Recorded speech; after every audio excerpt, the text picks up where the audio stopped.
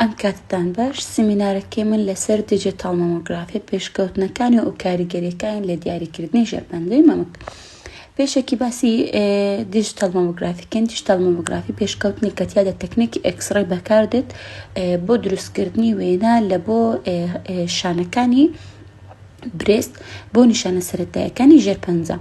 بە پێچەوانەی ترادیشنال فیلم بیسد مامۆگرافی کە ئەوە بنچینەی ئیشکردنی لەسەر فیلمە واتە وێنە دەگیرێت بەهۆی فیلمەوە، بەڵام دیجیتال مامۆگرافی کاپچەر واتە وێنەکەمان بۆ دەگرێت بە شێوەی ئەلکترۆنیکاڵی کە ئەمەش وا دەکات کوالیتی ئیمەجەکە باشتر بێت و کۆنتراستی باشتر بێت و توانێت ئەومان هەبێت کە دەستکاری وێنەکە بکەین بۆ ئەوەی دەستنیشانکردنێکی ورد ئەنجام بدەین.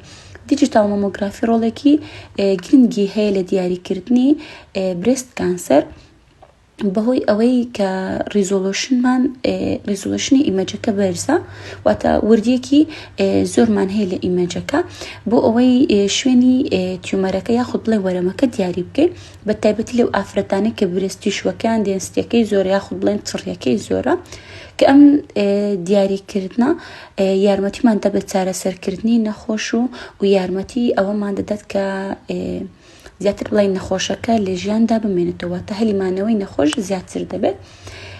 هیستۆری پێش لە ڕابردوودا مامۆگرافی لە ساڵی 1960 بە شێوەی ترادیشنال فیلم بیسد تەکنیک دروستکرا کە تیایدا ئەکسڕەی ئیمەجەکە کاپچەر دەبوو لەسەر فیلمەکە و بە شێوەی کیمیکاڵی پرۆسێس دەکرا، بەڵام ئەم میتۆدە تا ڕادەیەک سنووردار بوو لەبەر ئەوەی ریزۆلوشنی کەم بوو و زۆر نەمان دەتوانین دەستکاری ئیمەجەکە بکەین و نەمان دەتوانی ستۆریج بکەواتە دەستکاریکردنی ئیمەجەکە یاخود بڵێن وێنەکە زۆر دەستکاری بکەین نەمان دەتوانی.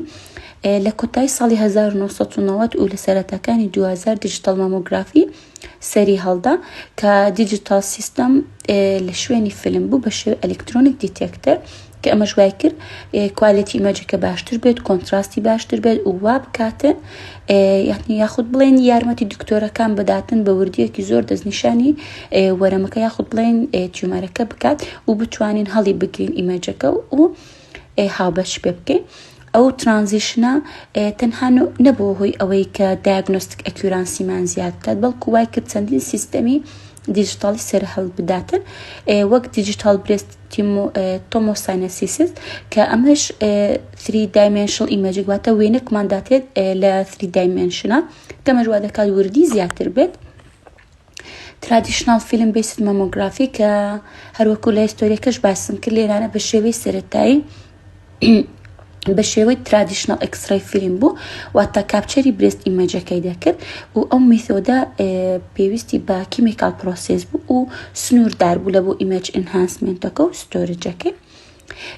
ترادیشنالەکە ترانزیشن بوو لە بۆ دیجیتال تەکنەلۆجی. ئەو شفتی دیجیتال مامۆگرافیە لە شوێنی فیلم ئەلکترۆنیک دیتێکتەر بەکاردەهات کە ئەمەش وای دەکرد کوالیتی ئیمەجەکە زیاد بکات و کۆنتراستی باشتر بێتن. هەروەکو باسمان کرد دیجیتال ئیمەجن ئەمە دەتوانین بە یارمەتی دیجیتال ئیمەجن یاخود بڵێن لە بە یارمەتی دیجیتال مامۆگرافی دەستکاری ئیمەجەکە بکەین و هەڵی بگەین و شێری بکەین، ئەمەش وا دەکاتن واتە بە شێوەیەکی خێراتر بتوانین دایگنۆستی نەخۆشەکە بکەین و بەرۆردیەکی زۆرتر. کۆمپۆننتەکانی دیجیتال مامۆگرافی ئەکسڕەی سۆرسێکمان هەیە، ئەو ئەکسڕەی سۆرسە ئەکسڕەیمان لە بۆ دروست دەکاتن بۆ دروستکردنی ئیمەجێک لە بۆ برێستی شوەکان. دواتر هەروەکو لە وێنەکەدا دەبینین دیجیتال دیتێکتەرێکمان هەیە کە دیجیتال دیتێکتەر لە شوێن ترادیشنال فیلم بەکارهات کە دیتێکتەرەکە بە شێوەی دایرێکت ئۆر ئیندایرێکت کۆنڤێرشن تەکنەلۆجی بوو کە فەرمانی ئەوە کاپچەری ئەکسڕەی ئیمەجەکەمان دەکات، واتە کاپچەری ئەکسڕەی وێنەکەمان دەکات کە تێپەڕ بووە بە شانەکانی برێزدا و دەیگۆڕێت لە بۆ دیجیتال سیگنال. ئیمەج ئەکویزیشن سیستەم ئەو فەرمانەکە ئەوەیە کۆنترۆلی ئەکسپۆژەر دەکەواتە کۆنترۆلی ئەکسپۆژەرەکەمان دەکات و هەروەها دیجیتال داتایەکانمان لەسەر دیتێکتەرەکە بۆ کۆ دەکاتەوە. ئیمەجن پرۆسێسی سۆفتوێر ئەمەش وا دەکات وردیەکەی لە چای مرۆڤ زیاتر بێت و دایگنۆستەکەکە واتە بڵێن دیاریکردنەکە بە شێوەیەکی ورد بێت. Digital Storage and Package کە Picture Archiving and Communication System کە ئەوە دیجیتال ئیمەجەکەمان لە بۆ هەڵدەگرێتن و شەیری دەکات یاخود بڵێ هاوبەش پێ دەکاتن کە دەتوانێت بگوازێتەوە لە بۆ بنکە تەندروستیەکاندا. یوزەر ئینتەرفیس ئەند دیسپلەی مۆنیتۆر کە لە وێنەکەدا دیارە، ئەوە ڕێگە بە دکتۆرەکان دەدات بۆ ئەوەی ئیمەجەکە ببینن و وا دەکاتن کە دکتۆرەکە لەتوانێتدا هەبێ زوومی ئیمەجەکە بکات، کۆنتراستەکەی دەستکاری بکات و وا بکات تێبینیەکان لەسەر چارەسەرکردنەکە بنووسێتن. ئەگەر بێت و باسی دیجیتال مامۆگرافی وەرکس واتە بنچینە ئیشکردنی ئیمەج ئەکویزیشن پرۆسس کە برێست واتە پۆزیشن دەکرێتن لە بۆ ئەوەی ئیمەجەکە بە شێوەیە ڕوونتر دیار بێت. ئێکسڕەی تێپەڕ دەبێت بە برێزدا. ئێمە هەمووان دەزانین جسمی ئینسان بە شێوەیەکی جیاواز ئێکسڕەی ئەبسۆرپشن دەکات، کەواتە برێستیش بە شێوەیەکی جیاواز ئەبسۆرپشنی ڕادیێشنەکەی دەکات کە ئێکسڕەیە. هەروەها دیجیتال دیتێکتەرەکە کاپچەری ئێکسڕەیمان دەکات و دەیگوازێتەوە لە بۆ ئەلکترۆنیک ئیمەجن. Digital Detector and Image Storage. Digital Detector convert X-ray signal لبو high resolution واتە image داتی resolution زۆر بەرز بێت. Imaging Process Enhance واتە دەتوانین کۆنتراستەکە بەرزکەینەوە بۆ ئەوەی وردیەکی زۆر لە دەستنیشانکردنەکەدا هەبێتن. Storage ئیمەجەکە هەڵدەگیرترێت لە Picture Archiving and Communication System بۆ ئەوەی بە ئاسانی وجودی هەبێت و بتوانین هاوبەش پێ بکەین و کۆمپاری بکەین واتە بەراوردی بکەین. بینە سەر پرۆسیجەری دیجیتال مامۆگرافی. پرۆسیجەرەکە بەخۆی 5 خاڵە. یەکەم جار پریپارێشن واتە بڵێن نەخۆشەکە جلەکانی دادنێت تا کەمەری و جلێکی دی لە بەدەکاتن.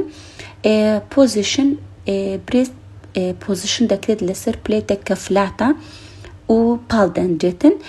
ئیمەجین ئێکسڕەی دەگیرێت لە بۆ نەخۆشەکە لە دوو گۆشەی جیاواز تۆپ تو بۆتۆم ئانسایت. دەست نیشانکردن دکتۆرەکە دەتوانێت بەهۆی مۆنیتۆرەکەوە ئیمەجەکە ببینێت و پێداچوونەوەی بەسەدا بکاتن. پۆست پرۆسیجەر ئەو ریزۆڵتانی دەستمان کەوتووە دەگوازێتەوە لە بۆ بنکە تەندروستیەکان. بینە سەر دیجیتال مامۆگرافی دوو تایپی هەیە. فول فیلد دیجیتال مامۆگرافی کە ئەوە ستاندەرد دیجیتال ئیمەجینگە کە تیایدا ئیمەجێکمان دەداتێ ریزۆلوشنی بەرزە لە بۆ برێستە کە دەتوانێت شیکار بکرێت و هەروەها دیجیتال برێست تۆمۆساینەسیس کە 3D مامۆگرافی شیناوە کەەوە ئەدڤانسد میثۆدا کە ئیمەجێکمان دەداتێ 3 دایمێنشنە دەتوانین دەبێتن خۆی لە مالتیپل ئێکسڕەی وەربگرین واتە چەندجارێک ئێکسڕەی بۆ نەخۆشەکە وەربگرین لە دیفرنت ئەنگڵ واتە لە گۆشەی جیاواز بۆ ئەوەی ئیمەجێکمان بداتێ دیتالیتی زیاتر بێتن. بینە سەر سوودەکانی دیجیتال مامۆگرافی کۆمپارت بکەین کە بەرامبەر فیلم مامۆگرافی. هاگەر ئیمەجن کوالیتی واتە کوالیتی ئیمەجەکەمان زۆرترە، ئیمەجێکی ڕوونترمان هەیە، دیتالی ئیمەجەکەش زۆرترە. بێتەر کۆنتراست ریزولوشن کە ئەمەش دەبێتە هۆی بەرزبوونەوەی کاتا بتوانین دیفرنت تایپی تیشوەکان بە ئاسانی جیا بکەینەوە. فاستر ریسۆلت ئەند ئیزیەر ستۆرج کە ئەمەش وا دەکاتن بە ئاسانی و بە زووی و بە خێراییش ئیمەجەکە بەردەست بیتن و بتوانین بە شێوەی ئەلکترۆنی ستۆریج بکەین و بتوانین کۆمپاریت بکەینەوە تا بەراوردی بکەین. کۆمپیوتەر ئاد دیتێکشن کە سۆفتوێر ئەسێس دەبێتن کە بە شێوەی ئەبنۆرماڵیتیەکان نیشاندات و هەروەها دیتێکشنەکە بە شێوەیەکی وردبێت. ئەگەر بێت و بڵێن ڕۆڵی لە برێست کانسەر سکرینینگ ئێرلی دیتێکشن واتە یارمەتیمان دەداتن لە دیاریکردنی ژێرپەنجەی برێست کانسەر کە و بە ئاسانی بتوانین چارەسەری بکەین لە هەر ستێجێکدا بێتن.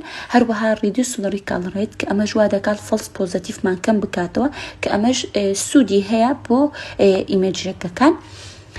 challenges and limitation واتە بڵێن دیسئەدڤانتێجەکانی. cost of digital system بخۆی عادەتەن دیجیتال مامۆگرافی سیستەمەکە تا ڕادێک گرانە، سعرەکەی زۆرە لەبەر ئەوەش لە هەموو نەخۆشخانەیەک و لە هەموو شوێنێک نییە.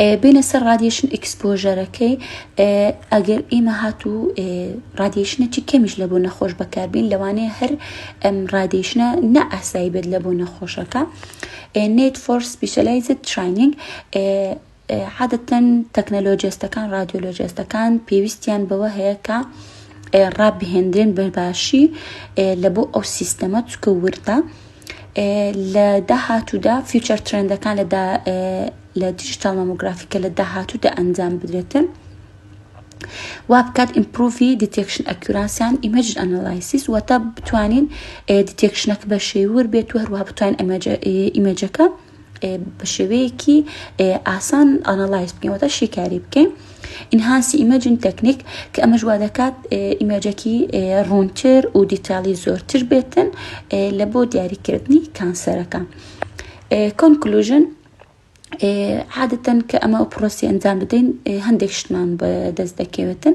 كديجيتال ماموغرافي وادكاتن إيماجن كواليتيكي برز بيتن وخيرابي وديتيكشنكا بشيوي كيورد بيتن هروها جرينجا لبو دياري كرني بريست كانسر هروها وادكاتن سكين إفشنسيكي لبواري بزيشكي دا برز كاتبا أما جن ريفرنسا كمانا وسباس بوغي كتنتان